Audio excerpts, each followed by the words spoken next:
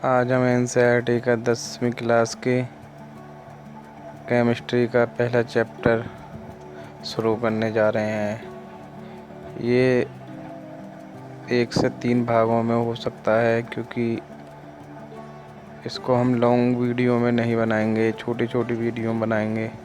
ये 3 या 3 से ज़्यादा पार्ट में हो सकता है। इस चैप्टर का नाम है रासायनिक अभिक्रियाएं एवं समीकरण। इस एनसीईआरटी का इस्तेमाल सिविल सर्विसेज, नीट और सीबीएसई बोर्ड वगैरह में सिलेबस में यूज़ होता है। तो आइए हम इसको शुरू करते हैं। आपने दैनिक जीवन की निम्नलिखित परिस्थितियों पर ध्यान दीजिए और विचार कीजिए कि क्या होता है। अगर हम अपने आसपास देखें, परिस्थितियों पर ध्यान दें तो कुछ चेंजेस देखने को मिलेंगे। जैसे गर्मियों में कमरे के ताप पर दूध को खुला छोड़ दिया जाता है। लोहे का तवा अथवा तसला अथवा कील को आर्द्र वायुमंडल में खुला छोड़ दिया जाता है।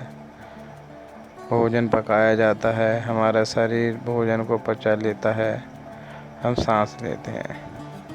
तो ये चेंजेस देखने को मिलते हैं। इस चैप्टर का नाम यही है, रासायनिक अभिक्रिया, यानी केमिकल रिएक्शन एंड इक्वेशन। तो यानी कि हमने केमिकल कोई रिएक्शन किए और उससे क्या चेंजेस हुए और लिखित में क्या फॉर्मूला बन के आता है, उसके बारे में ये इस चैप्टर में पढ़ाया गया है। इन सभी सिचुएशन में प्रारंभिक वस्तु की प्राकृतिक तथा पहचान कुछ न कुछ बदल जाती है। जैसे कि हमारा मान लो कच्चा वो है सब्जियाँ, अब उनको पकाते हैं, जब पक के वो आती हैं तो क्या होता है, कुछ बदल जाती हैं ना वो, यानी पहले कच्ची थी और बाद में क्या हो गई, वो पक गई। उसे हम आग पे पकाते हैं, कुछ उसमें डालते हैं जैसे कि मिर्च मसाले तेल वगैरह सब डालते हैं, फिर उसको एक आंच पर पकाते हैं। तो क्या होता है, कुछ चेंजेस आते हैं उसमें, यानी पहले वो कच्ची थी और उसके बाद पक के कुछ अलग बन गई, यानी टेस्ट आया था, स्वाद बढ़ आता है। पदार्थ के भौतिक तथा रासायनिक परिवर्तनों के बारे में हम पिछली कक्षा में पढ़ चुके हैं। जब कोई रासायनिक परिवर्तन होता है तो हम कह सकते हैं कि एक रासायनिक अभिक्रिया हुई। यानी जब कोई रासायनिक परिवर्तन होता है, यानी केमिकल चेंजेस आते हैं, तो हम कहते हैं कि रासायनिक रिएक्शन हुआ है ये। जैसे कोई भी मान लीजिए केमिकल वगैरह, उसमें हम वो करते हैं, हम आगे पढ़ेंगे। आप शायद सोच रहे होंगे कि रासायनिक अभिक्रिया का वास्तविक अर्थ क्या है, यानी रासायनिक रिएक्शन का, केमिकल रिएक्शन का असली मतलब क्या है, तो हम कैसे जान सकते हैं। आइए हम एक प्रैक्टिकल द्वारा समझते हैं। सावधानी यानी कॉजन इस पे बताया गया, थोड़ी सावधानी बरतनी है। इस प्रैक्टिकल में शिक्षक के सहयोग की अवस्था है, यानी इसमें एक टीचर का होना बहुत ज़रूरी है। जब जो प्रैक्टिकल कर रहे हैं तो यहाँ टीचर का होना बहुत ज़रूरी है। और सुरक्षा के लिए आँखों पर चश्मा पहन लें तो उचित सही रहेगा। लगभग 3 से 4 सेंटीमीटर लंबे मैग्नीशियम रिबन को रेगमाल होता है, उससे रगड़ कर साफ कीजिए। इसे चिमटे से पकड़कर एक बर्नर लीजिए और उसमें उसे जलाइए। तो इससे बनी राख को बीच गिलास में इकट्ठा कर लीजिए, जैसा कि इसमें दिया गया 1.1 चैप्टर में। तो मैग्नीशियम रिबन का दहन करते समय इसे अपनी आँखों से अतः दूर रखिए। यानी फिर क्या होता है कि इसमें एक वो मिलती है, क्या है, इसकी राख है, वो अलग रिएक्शन करती है। ये हम आगे पढ़ते हैं। जैसे आपने देखा कि चमकदार श्वेत लोह के साथ मैग्नीशियम रिबन का दहन होता है और यह श्वेत चूर्ण यानी सफ़ेद पाउडर में परिवर्तित हो जाता है। यह मैग्नीशियम ऑक्साइड का पाउडर है, वायु यानी एयर में उपस्थित ऑक्सीजन तथा मैग्नीशियम के बीच होने वाली अभिक्रिया के कारण यह बनता है। यानी हमने एक रिबन को जलाया मैग्नीशियम के, तो वो क्या हो गया, सफ़ेद पाउडर बन गया। तो वो क्यों बना, क्या चेंजेस आए, केमिकल रिएक्शन क्या आया, यानी वो ऑक्सीजन के संपर्क में आने से तो यानी ये चीज़ हुई, यानी वो वाइट हो गया। अब हम दूसरा प्रैक्टिकल देखें। एक परख नली में लेड यानी सीसा नाइट्रेट का घोल लीजिए, इससे पोटेशियम ऑक्साइड का घोल मिला दीजिए। आपने क्या प्रेरणा किया, यानी हम क्या देखते हैं, कर्क कांच की नली ये मिलाते हैं। तो दानेदार जस्ते में जब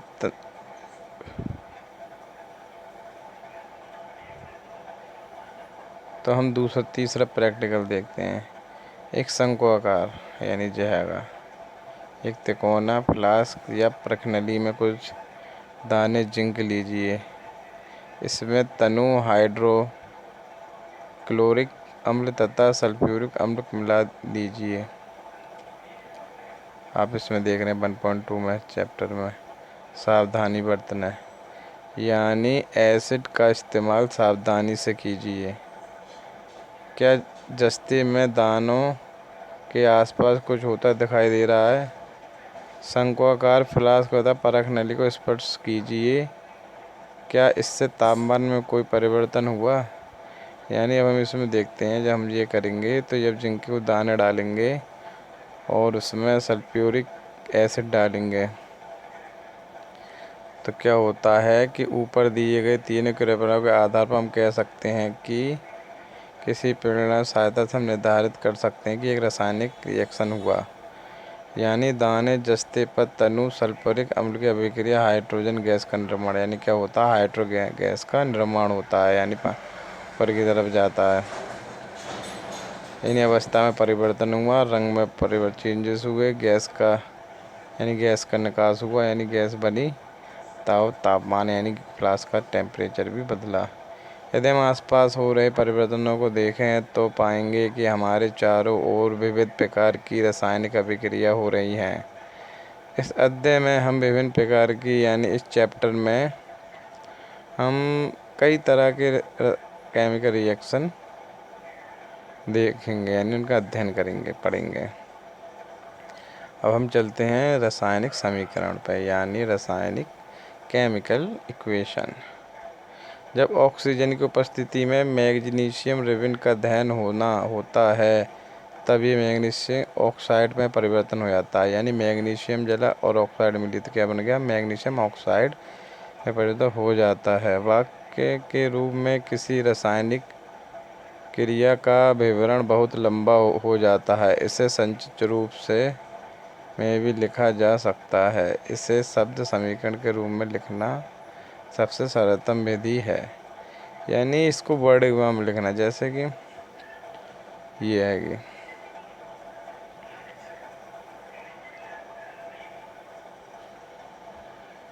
जैसे ये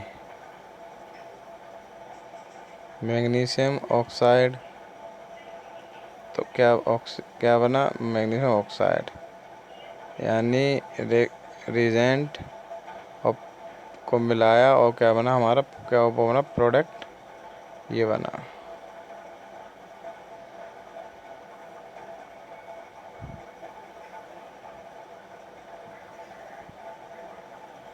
आगे देखते हैं हम शब्द समीकरण के अभिकारकों के उत्पाद प्रोडक्ट में चेंजेस को उनके बीच एक तीर का निशान लगाकर दर्शाया जाता है। अभिकारकों के बीच प्लस का चिन्ह लगाकर उन्हें बाईं ओर यानी लेफ्ट साइड लिखा जाता है। इसी प्रकार उत्पादकों के बीच योग प्लस लगाकर उन्हें राइट साइड लिखा जाता है। तीर का सिरा प्रोडक्ट उत्पाद की ओर होता है तथा यह अभिक्रिया होने की दिशा को दर्शाता है।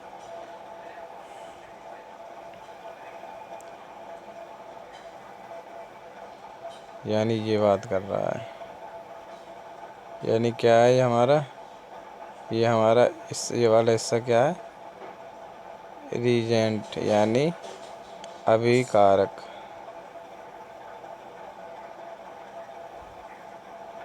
तो Mg यानी मैग्नीशियम प्लस ऑक्सीजन। तो एरो क्या दर्शाता है, जो हमें किसी को हमने प्रैक्टिकल किया और जो रिजल्ट मिलता है उस रिजल्ट को ये तीर क्या दर्शाता है, ये तीर वही दिखाता है कि हमारा क्या रिजल्ट क्या है। ये तीर हमारा रिजल्ट क्या है, मैग्नीशियम ऑक्साइड, ये हमारा क्या है रिजल्ट। तीर के बाईं ओर दाईं ओर के तत्वों के परमाणु संख्या की गिनती कर उनकी तुलना करें। क्या दोनों ओर तत्वों के परमाणुओं की संख्या समान है? यदि है तो समीकरण संतुलन है, यदि नहीं तो समीकरण बैलेंस नहीं है, क्योंकि समीकरण के दोनों ओर का द्रव लिक्विड बराबर नहीं है। किसी अभिक्रियाओं का ऐसा केमिकल इक्वेशन का स्ट्रक्चर केमिकल इक्वेशन कहलाता है। इस प्रकार एक समीकरण मैग्नीशियम के एयर में जलने का ढांचा समीकरण है।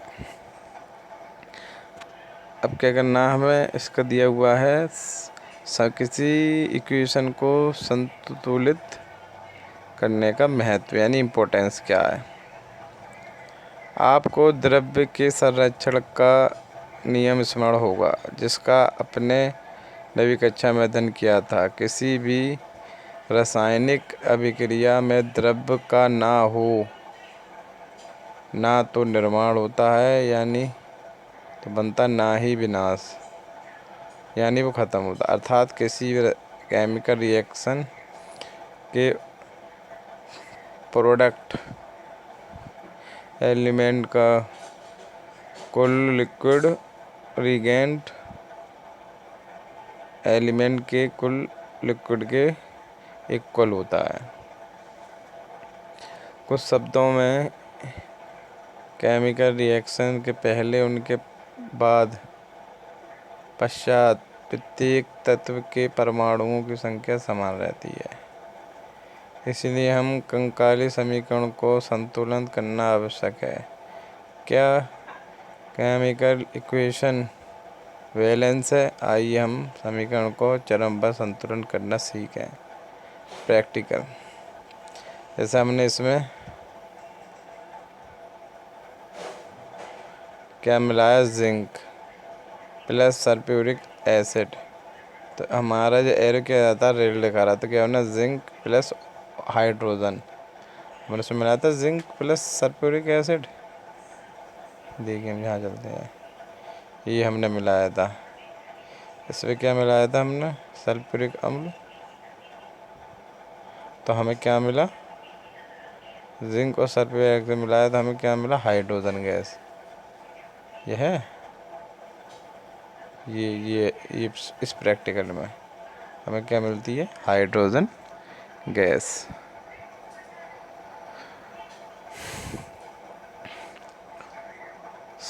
उपरोक्त शब्द समीकरण को निम्नलिखित रसायनों से दर्शाया जाता है। यानी अब हमारे क्या है, जिंक प्लस सल्फ्यूरिक एसिड। तो हमारा क्या बना, जिंक सल्फेट प्लस हाइड्रोजन।